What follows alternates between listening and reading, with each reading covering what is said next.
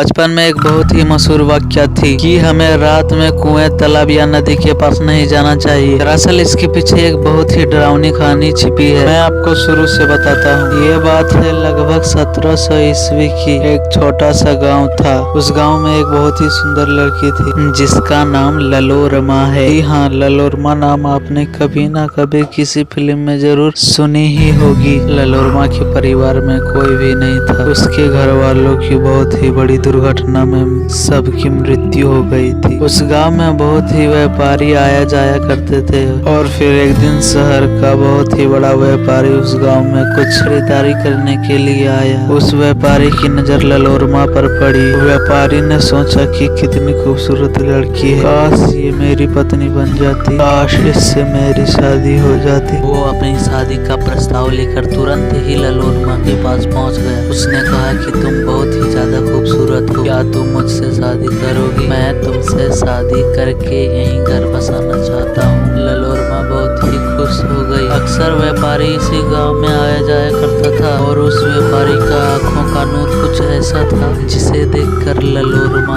अपने आप को रोक नहीं पाई। तुरंत ही शादी के लिए हाँ कर दिया। व्यापारी ने भी उसी गांव में एक छोटा सा घर बना लिया और काम के सिलसिले में व्यापारी को अक्सर बाहर जाना पड़ता था। घर में वो कभी कभी रहता था। एक साल बाद जब उसके 2 बच्चे पैदा हो चुके थे, एक लड़का और एक लड़की, धीरे धीरे व्यापारी ने गांव में आना कम कर दिया। कुछ महीने बीते, साल बीते और एक एक करके 8 साल बीत गए। अब व्यापारी ने गांव में आना बंद कर दिया। यहाँ ललोरमा अपने बच्चे के लिए 2 वक्त की रोटी का इंतजाम करने के लिए परेशान रहती थी। ललोरमा की हालत खराब होती जा रही थी। कई रातें तो रोते रोते ही बीत जाती थी और फिर ललोरमा को एक दिन अपने पति का लेटर मिला। उसकी खुशी का ठिकाना नहीं रहा, लेकिन जैसे ही वो लेटर खोलकर पढ़ा, उसके पैरों तले जमीन खिसक गई। उस लेटर में लिखा था कि मैंने शहर में एक लड़की से शादी कर ली है, मैंने यहाँ अपना घर बसा लिया है, मेरी राह मत देखना।